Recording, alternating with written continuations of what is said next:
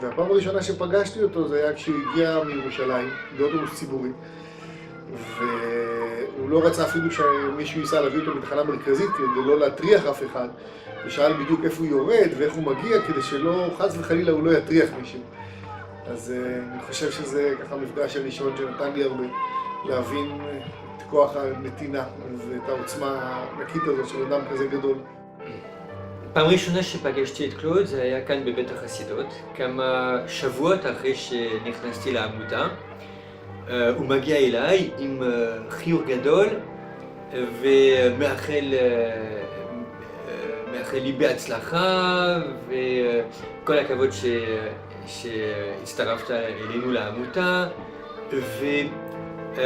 ונותן לי הרגשה שפתאום אין משהו יותר שמח מזה שאני נכנסתי לעמותה.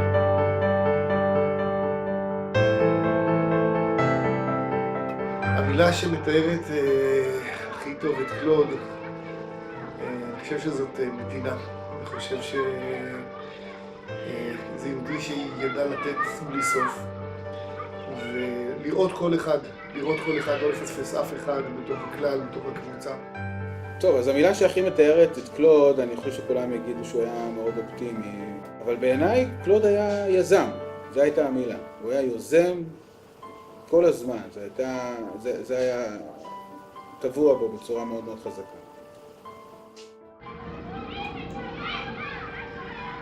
מבחינתי המילה שהכי מתארת את קלוד זה אין גבולות למה שרוצים, וראיתי את זה בפועל. מבחינתו אם יש רעיון, חלום, אין בעיה להוציא את זה לפועל. אז אין גבולות למה שרוצים.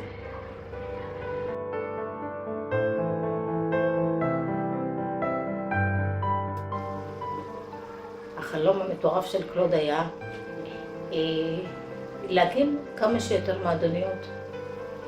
אני זוכרת את הפעם הראשונה שבא אלינו, הוא אמר, אני רוצה שיהיה לי 250 ילדים במועדוניות.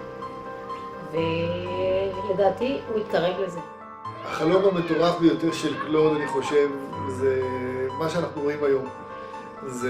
זה לא דברים רחוקים, זה מה שאנחנו רואים היום, מה שכאן קיים סביבנו, רק שהוא חלם לראות את זה בגדול יותר ויותר ויותר. הוא לא הסתפק אף פעם במשהו קטן, וזה העוצמה שלו.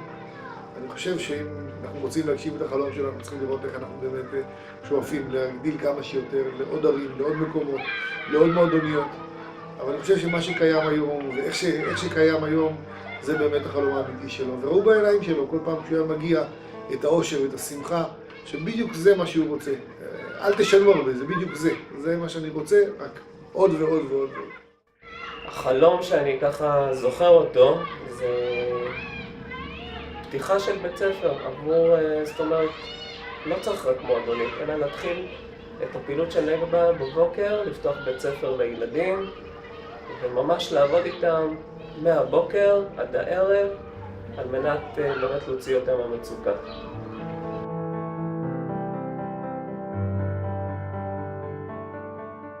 הזיכרון הטוב ביותר שיש לי מקלוד זה כשהתחלנו ללמוד בשיעור הלכה שאני הולך אליו את הלכות ברכת שהחיינו.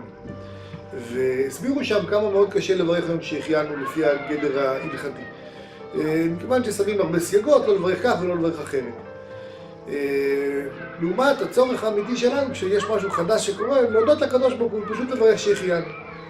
ובאותו שבוע הייתה הנחת אבן הפינה של המבנה החדש, וקלוד הגיע, ולקח ככה חופן של מלט ושם אותו, ובכזאת שמחה ובכזה חיבור אמיתי לקדוש ברוך הוא, בירך שהחיינו וקימנו והגיענו לזמן הזה, פשוט עשה לי צמרמורת בכל הגוף, ואמרתי, עד כמה אנחנו צריכים ללמוד לברך כל ברכה בכזאת חיות וכזאת אהבה וכזאת שמחה, פחות עם הגדר ההלכתי, כן לברך, לא לברך, אלא באמת בחיות ואהבה כזאת גדולה. אני חושב שזה משהו שאני לא אשכח לעולם.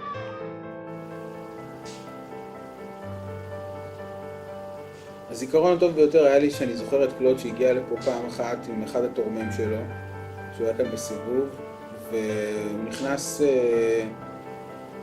מסתובב באזור בית שילי, והיו שם ילדים ששיחקו, ובאופן לא שגרתי זרקו אבנים, ואחד האבנים פגע בראש של קלוד. ואני זוכר שמאוד לקחנו את זה ככה מאוד קשה, ומאוד כעסנו על אותו ילד, ובאמת חשבנו מה לעשות איתו, כי מבחינתנו זה היה אירוע מאוד חמור. ואני זוכר שהוא פנה אלינו וביקש שנעזוב את הילד הזה, ושלא נעשה איתו משהו כל כך. הוא אמר, גם אני הייתי ילד, גם אני עשיתי שטויות, תבינו אותו. הזיכרון הטוב ביותר שהיה לי עם קלוד, שהוא ביקר במועדונית, ועבר ילד, ליטף אותו, וזה היה בשעת הארוחה. הוא התעניין, הוא שאל אם האוכל טעים להם, ואיך היה בבית ספר, ועם שיעורים. החום והלבביות שלו, החיוך שלו, זה היה כובש. הילדים מאוד מאוד אהבו אותו.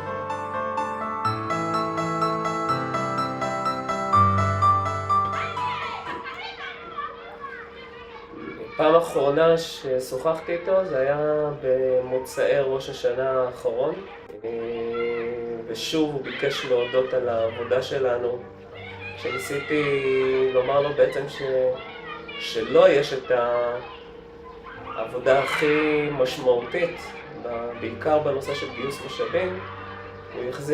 הוא דאג מהר להחזיר את זה אליי ולהגיד, לא, אתם אלה שעושים את העבודה. אני צריך להגיד לכם תודה. זה בעיקר השיחה הזו. היה ממש מרגש. השיחה הזאת הייתה קצת שונה מהאחרות. היא הייתה יותר עמוקה קצת מהפעמים הקודמות. זה היה ערב לפני ראש השנה. קלוד התקשר כמו כל שנה. קלוד כל שנה הקפיד להתקשר לכל אחד ולאחל לנו שנה טובה ובהצלחה, והוא החזיר על זה שאנחנו הצעירים, אנחנו העתיד של נגבה, וכמה חשוב לעמותה שאנחנו כאן שאנחנו העתיד של העמותה, שהדברים שהוא הקים אז זה עכשיו בידיים שלנו, ושאנחנו ממש חשובים. שוב פעם הוא נתן לי את ההרגשה שאנחנו אנשים חשובים, ומה שאנחנו עושים זה באמת חשוב. השיחה האחרונה שהייתה בינינו הייתה לפני ראש השנה. קלוד התקשר אליי, שזה הדבר שמדהים אותי אצל קלוד, איך הוא אף פעם לא שוכח להתקשר גם לאנשים הפשוטים יותר, גם להתקשר אליהם ככה ולאחל להם חג שמח.